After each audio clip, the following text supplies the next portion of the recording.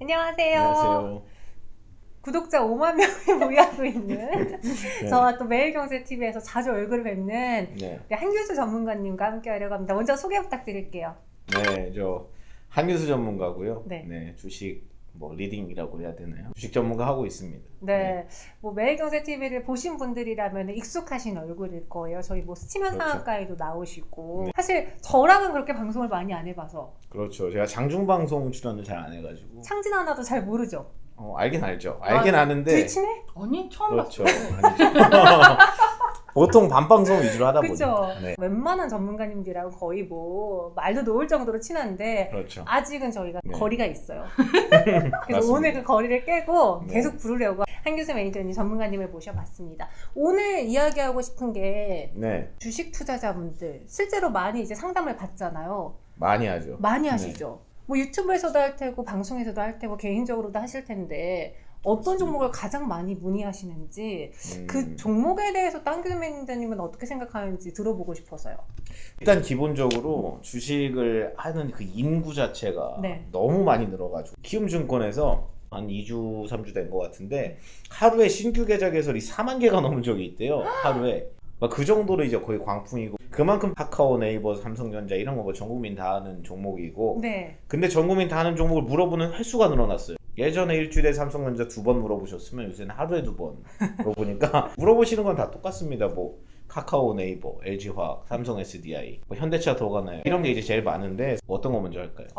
요즘은 거의 전 국민이 삼성전자 주주라고 하니까 그렇죠. 삼성전자에 대해서 이야기해 볼까요? 삼성전자는 네. 주주분들이 방금 전에 말씀드린 대로 200만 명 넘어가다 보니까 제가 이제 말할 때 되게 조심스러워요.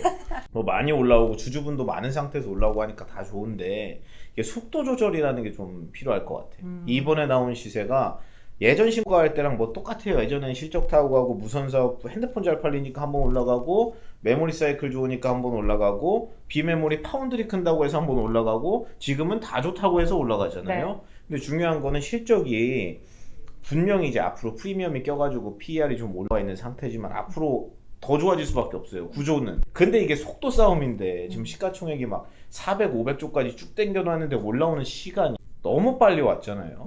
그래서 좀 대형주가 최근에 방송을 하는 날 기준으로 지난 3, 4거래일 동안 LG전자부터 해가지고 대형주, 시가총액 완전 초대형주들이 조정이 있었는데 네. 저는 이게 내려오고 시세 끝났다고는 안 보고 그냥 횡보 구간에 이제 들어갈 필요가 있는 자리다.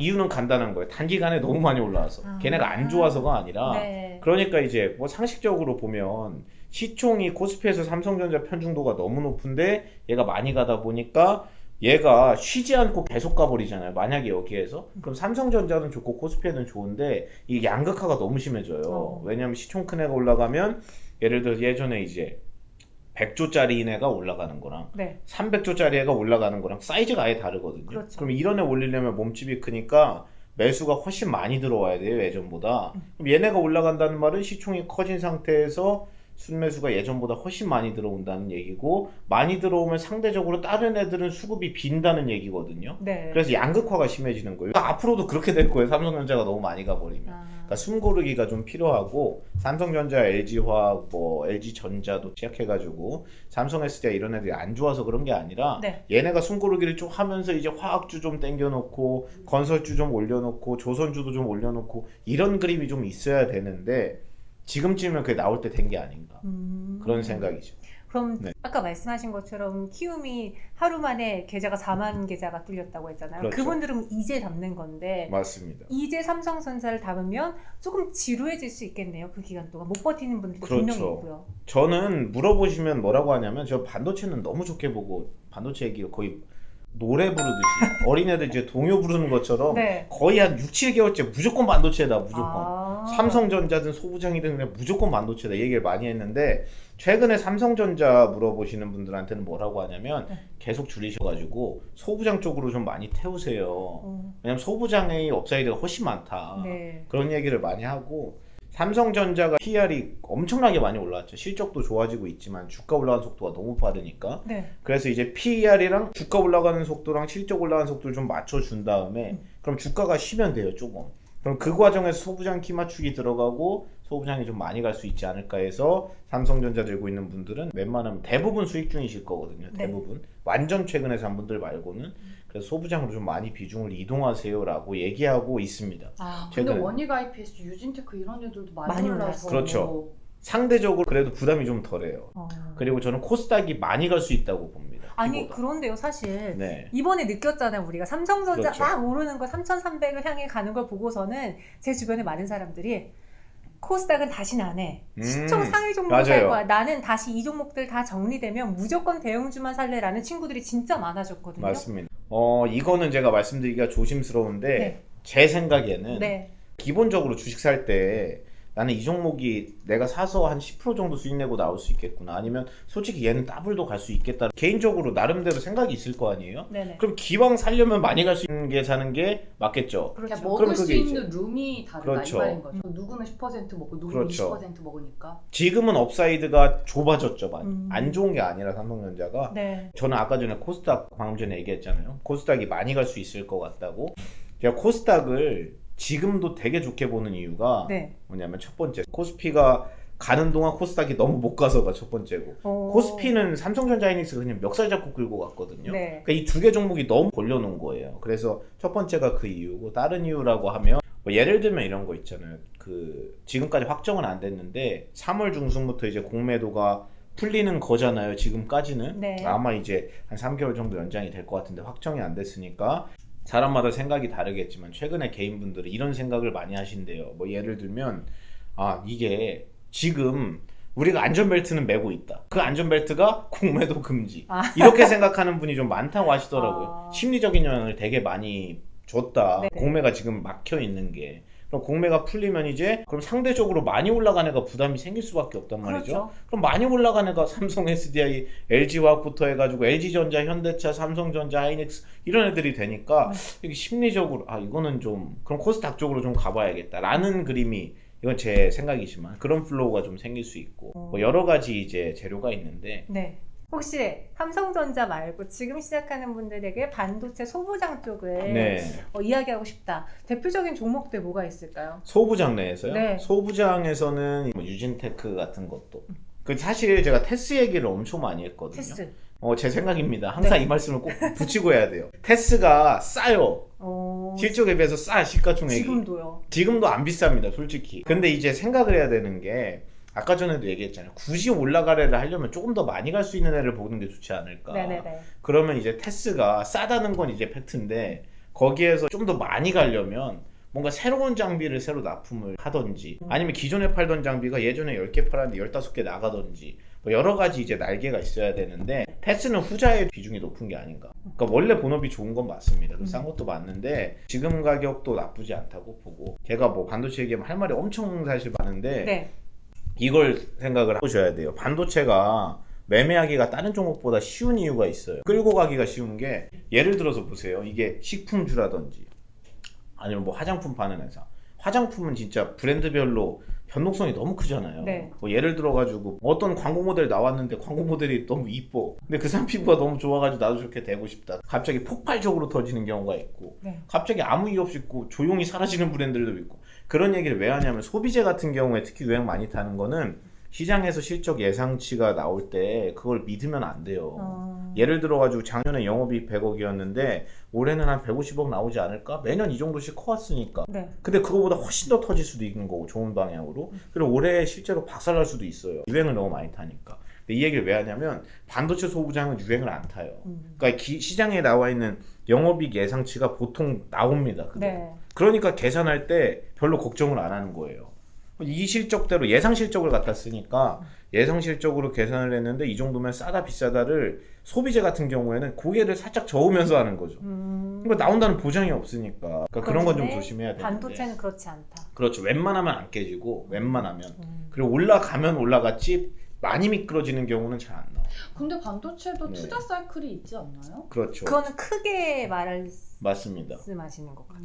그게 디램이 그러니까 이걸 아셔야 돼요. 왜 삼성전자가 PE가 쌌는지. 네. 그리고 소부장이 포드 PER이 이제 10배 안 되는 애가 그냥 깔렸었어요. 작년 8, 9월에만 해도 그냥 거의 뭐 노다지다지가 무슨 이렇게 싼 게 널려 있냐. 다 사고 싶어요. 제가 맨날 그랬는데 그때는 주가 올라가기 전이요. 네. 근데 그때 그게 쌌던 이유가 있습니다. 삼성전자. 왜냐하면 삼성전자가 최근에야 파운드리 얘기하고 그러는 거지. 예전에는 지금도 비중이 매우 크지만 메모리 비중이 아주 높잖아요. 근데 메모리는 방금 얘기를 해주신데도 그 사이클이 무슨 이번에도 뭐 슈퍼 사이클 맞아요. 들어간다, 초호황 이런 얘기 하는데 네. 사이클이 있다는 말은 계속 좋은 게 아니라는 뜻이에요. 이게 곡선이 그렇죠. 있다는 그렇지. 거죠. 이렇게 움직인다는 거죠. 네. 그럼 생각을 하는 거예요, 사람들이. 아, 얘가 좋을 때는 이 정도 벌고 못 벌 때는 이 정도 벌어요. 근데 지금 사이클 초입이래. 그러면 내년이랑 내후년에 많이 벌 거 아니에요? 네. 근데 중요한 거는 예를 들어서 올해 좋고 2022년까지 좋은데 예를 들어서 2년짜리 사이클이라고 봤을 때 2023년이랑 4년은 안 좋은 거 아니에요. 사이클 대로면 당연히 안 좋으니까. 그러면 사람들이 생각을 하는 거죠. 오케이, 올해는 좋으니까 영업이익 200억, 내년에는 300억, 그리고 내후년에는 100억으로 박살. 이걸 알잖아요, 사이클이니까. 네. 그럼 사람들이 생각을 하는 게, 야, 그럼 올해 200억 이거 갖다 쓰는 게 맞냐는 거예요. 아. 왜냐면 사이클의 평균치를 놓고 쓰는 게 맞지. 네. 좋을 때는 좋은 것만 갖다 쓰고 이러면 안 되니까. 네네. 그래가지고 디램 같은 경우에는 기본적으로 P가 다른 애들보다 쌌어요. 삼성전자도 그래서 쌌던 겁니다. 변동성이 있으니까. 근데 비메모리는 딱 이런 거예요. 손으로 보면은 디램이랑 낸드는 이렇게 움직이면 네. 비메모리는 이렇게 올라가거든요. 기본적으로 계속 우상향을 해주니까. 그런 그림을 놓고 보면은 비메모리주들이 기본적으로 프리미엄이 많이 껴요. 업황률은 별로 안 타고 사이클도 별로 안 타고 그냥 뻔하게 계속 크니까. 그래서 똑같이 100억 벌어도 메모리가 100억 버는 거랑 비메모리가 100억 버는 거랑 다르게 봐요. 그런 게 있는데 삼성전자는 비메모리 비중이 최근에 높아지니까 파운드리 때문에, 그러니까 생각을 하는 거, 이거 밸류에이션 리레이팅이 들어가야 된다. 메모리 회사들도 이쪽이 삼성전자가 비메모리를 많이 하니까 소부장애들도 어차피 고객사 삼성전자 아니에요? 네. 그러니까 비메모리 쪽으로 비중이 올라가면서 야, 얘네도 재평가 들어가자, 이런 논리로 가는 거라고 봐야죠. 그럼 LG화학이랑 삼성 SDI도 질문이 많이 들어온다고 했잖아요. 네. 그 종목을 사도 돼요? 라고 여쭤보는 분들에게도 그럼 2차전지 소부장 쪽으로 가자라고 하세요? 아니면 LG화학, 삼성 SDI를 사자고 하세요?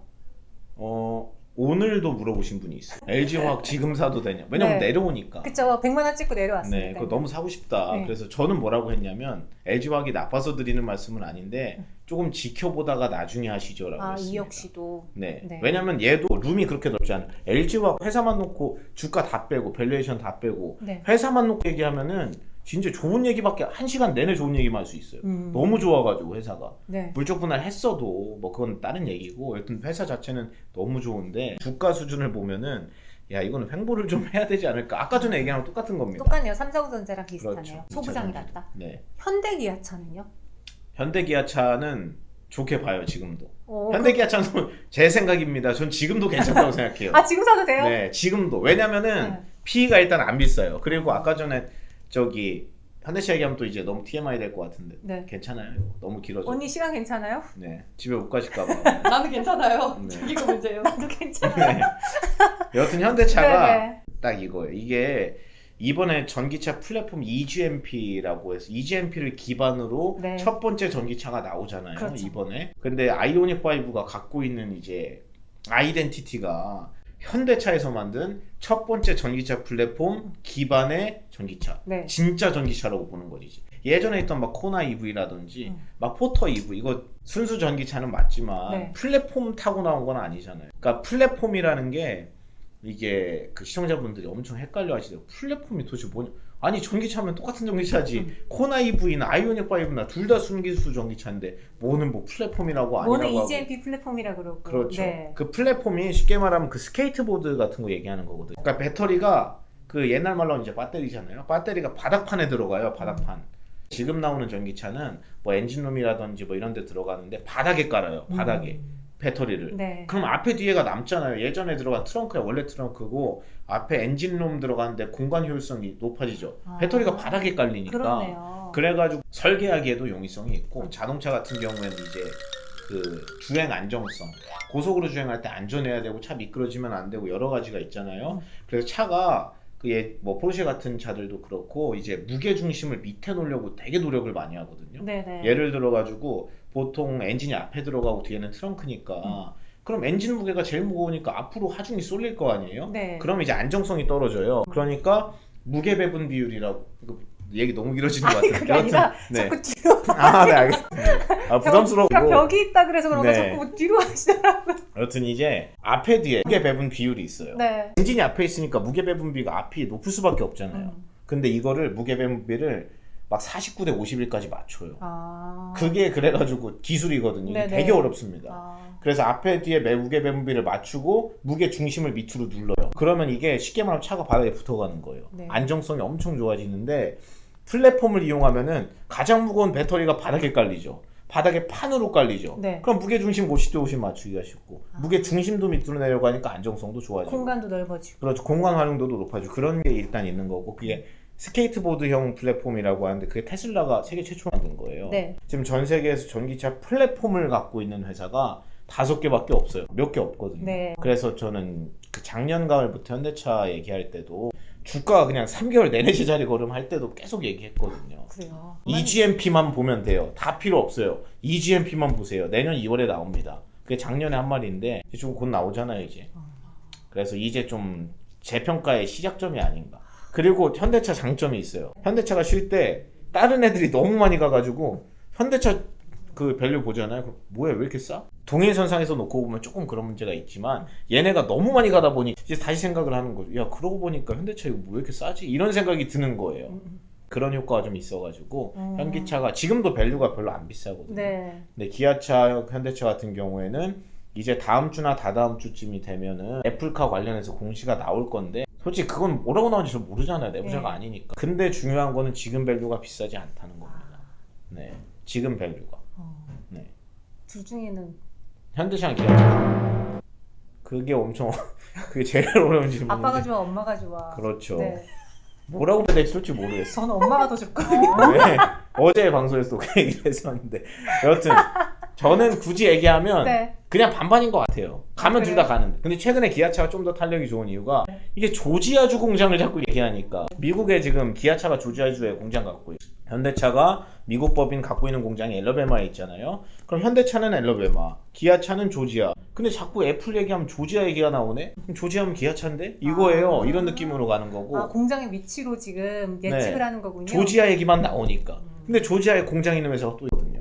메인 공장 있는 회사가. SK이노베이션이 조지아 공장이 있어요. 그러니까 딱 사람들이 그래서 생각을 같이 하는 게 느끼는 거야. 맞아요. 같은 데 있으니까. 실제로 이제 현대차랑 기아차랑 같은 그룹사잖아요. 네. 이것도 TMI인데 현대차가 만드는 전기차랑 기아차가 만드는 전기차랑 배터리 다른 거 쓰는 거 아세요? 다른 거 네네. 써요. 네. 현대차는 LG화학계 메인이고 그리고 기아차는 SK이노베이션 배터리 훨씬 많이 써요. 네. 그러니까 야 기아차, 조지아, SK이노베이션 그러니까 이거예요. 그냥 지금 구조가. 그래서 SK이노베이션이 최근에 또 많이 올라간 게 그 영향이 아주 컸다고 봅니다. 저는. 아, 네. 네. 아주 빅마우스예요. 네. 거의 10시간 그냥 아, 뭐 그러니까요. 떠들까봐. 별명이 설명충이셔. 네.